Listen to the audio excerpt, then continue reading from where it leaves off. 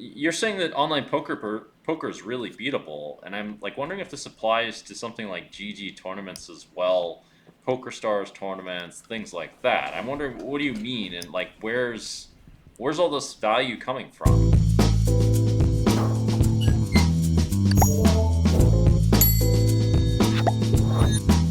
Well, I got a question for you. I was looking at your results, and I saw all the major sites. I saw GG. I saw what Yeah. was it, Poker Stars. I saw a couple other major sites. I didn't see some lesser known sites or some like not top tier type sites that I would think are quite a bit of value. I mean, you probably play Yeah. on Coin Poker or whatever. Maybe on WPT Online if you're overseas. I'm pretty sure you're overseas. And I'm sitting here thinking, okay, well, GG is probably really tough. I understand that it's very hard to win on GG, like so much that I like look at the games and I think, like, you really have to have your shit together, and the rake's high, and there's not many VIPs, and blah blah blah.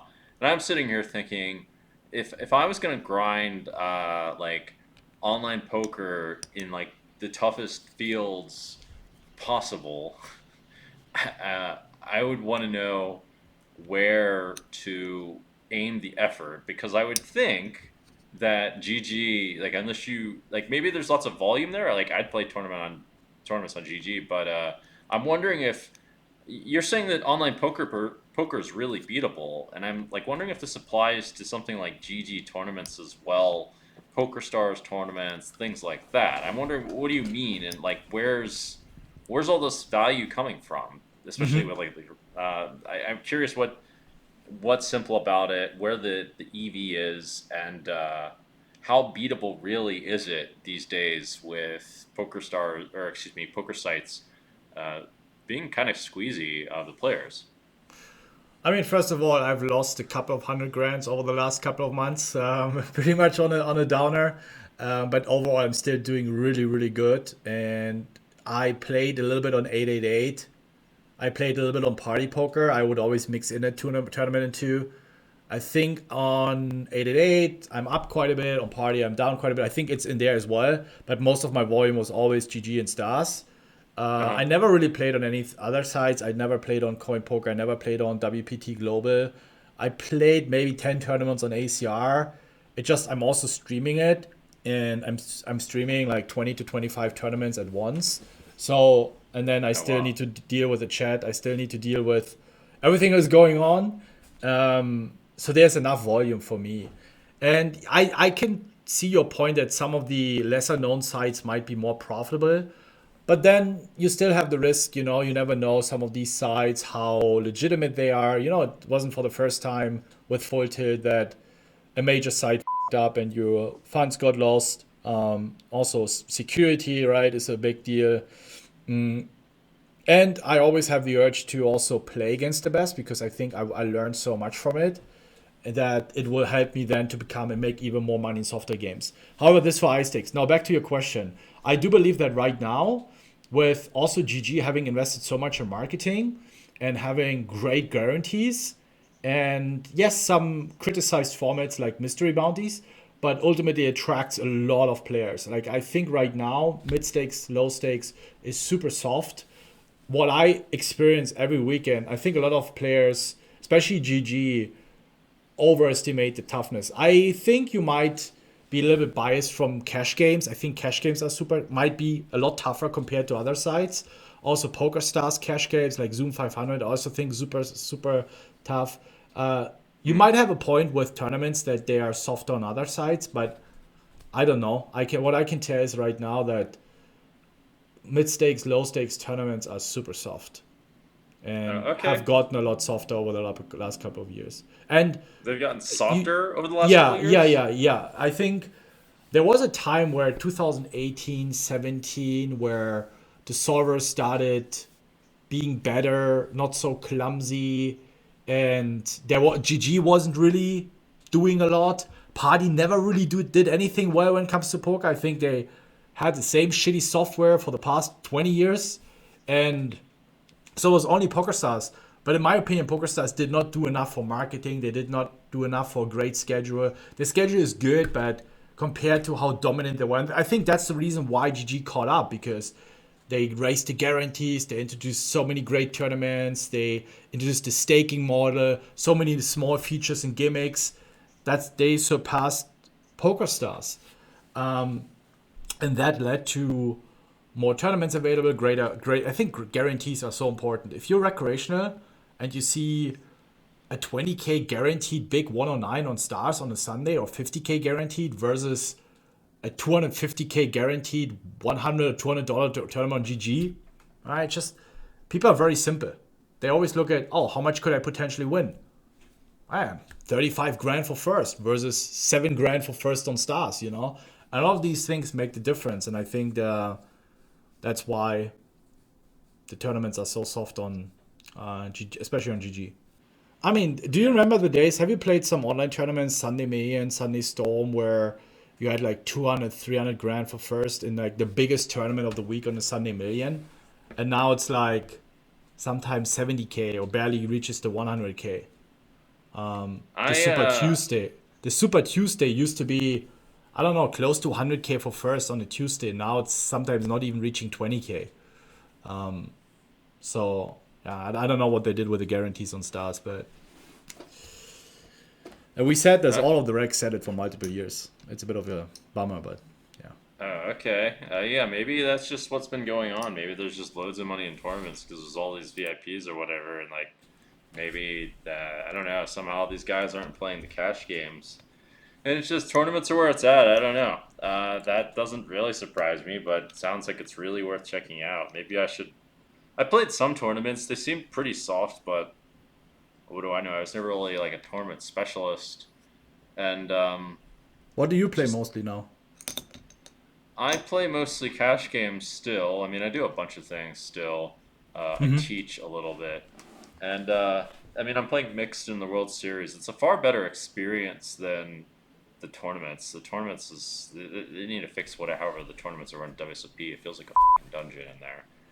Um, but there's lots of value at the WSOP. Like I think, especially in mixed games, are far softer in the Okay. tournaments in WSOP. But it's mixed. You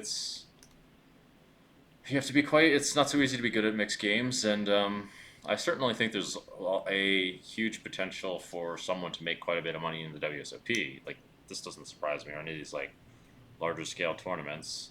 Um, and yeah, it's just not really my focus. I don't enjoy tournaments that much. You were saying you played 25 tables at once?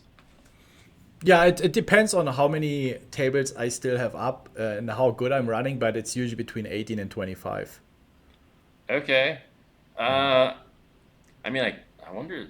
I've never even tried to play that many. I've like played like 8 to 10 or something, but it was quite annoying, and I would make careless mistakes and things like that. Yeah. Um, I will say there's not a whole lot of like exploiting going on besides population reads and that sort of thing. What kind of exploits are these? I mean, without giving too much away, do you have any examples of exploits that you'd use that you can do while 25 tabling? Like, what are you? There must be some kind of method here, I guess, or at least that's what you've alluded to on your coaching program. Yeah. I look a lot into my database. Hmm. So also I study a lot on YouTube you have those final table replays, and Yeah. so you see the whole cards. So Hmm. I keep track on most of the recs how they play. Of course, we also have study groups where we go over hands and like we discuss certain spots, and then we share feedback on if this spot is overbluffed. And a lot of it I try to have like a, how do you say, like a protocol in place. So I give you example. Let's say spot big blind versus middle position or under the gun, like the earlier position. It goes bet, bet, over bet. I know it's Yeah. underbluffed. So Right. I see the I would spot. I would say I it's underbluff too. Yeah. So a lot of players still think, but maybe blocker. I see it fold. Like I don't beat value fold. It's like, and a lot of the spot I have on autopilot where that's the exploit that I'm making, but also the same for bluffing. Like if it's a dynamic board, for example, where you have a lot of call fold hands, right? So they turn a flush draw, pair the gutter. You actually need to call crazy amounts on the river. Now in the tournament, also when it's a bit more advanced stage, people are a bit more fearful and scared to risk the tournament live with third pair. So I see a certain run out, I know, right? He has a lot of second, third pairs. He didn't raise. All right, let's put him all in. I don't even need to think about my blocker, right? When I put it in a solver and I just note block that he's not going to find those hero cards with third pair like 50% of the time, which is he supposed to, I could just bluff range, right? And a lot of the spots I see, I just click the button and maybe I explain it on stream for the viewers. Sometimes I look like a dumb idiot, but most of the time it works. Same for 4-betting certain spots or squeezing. For example, I researched my database, how people react versus squeezes. So, I figured out that actually across all stakes, people over defend versus squeeze from early position, right? If you raise from under the gun, middle position, you squeeze from cutoff. Under the gun is supposed to fold ace queen off 100% of the time. He's supposed to fold a lot of the pairs actually, because out of the gun, he's out of position. The squeeze is going to be relatively big. You have a little bit of ICM involved, but people don't do that, right? They just fall too much in love with their 9s and 8s. You're supposed to bluff squeeze king queen suited or king jack suited, but if your opponent doesn't fold ace queen, it doesn't really make a lot of sense. So when I'm on the cutoff hijack, I don't really need to have that many bluff squeezes. I don't need to think, oh, should I squeeze? No, I just call and try to hit a flop. So a lot of it turns into a very simple approach of reducing the game tree, its complexity, and making it a lot more simple based on the way people play. And I don't need to start thinking about blockers and all and balancing all that bullshit because I know I don't need to do it. And that's what I'm trying to do over and over again. And I try to align my study approach with what we do in the courses. So then I share that. So everything I do researching my database, I put this in the course as well. It's like, hey guys, this is what I discovered. And I'm also playing the Sunday Storm $11 tournaments. I play $50 tournaments. So I play across all stakes. And then I share that with low stakes. I share that with mid stakes. I share that with high stakes. And of course, I'm losing quite a bit of edge, I would say, because a lot of recs know how I roll, right? And it's really, really hard to compete when you know that basically a lot of players know how you think. But I think it still works. And I could definitely reduce some tables. And what I'm teaching on low stakes is the first 50% of the term is just you just sit there and wait for a good hand. You know, I think you also started. When did you start playing with poker? It was 17 years ago.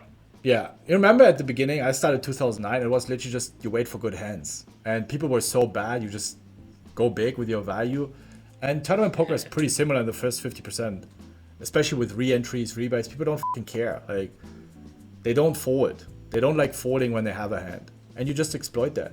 So a lot of the crazy bluffs and frequency plays and all this garbage you don't even need. But a lot of people do this in these days with all the solvers. You know, it's like they want to make solver-proof calls, and then they share it in their study group, and then they pat themselves the shoulder that they made a GTO-proof bluff, and then they play against someone who calls down 75 big blinds with top pair no kicker or second pair top kicker. You know, it's just a lot of these things that make poker, in my opinion, tournament poker, very profitable.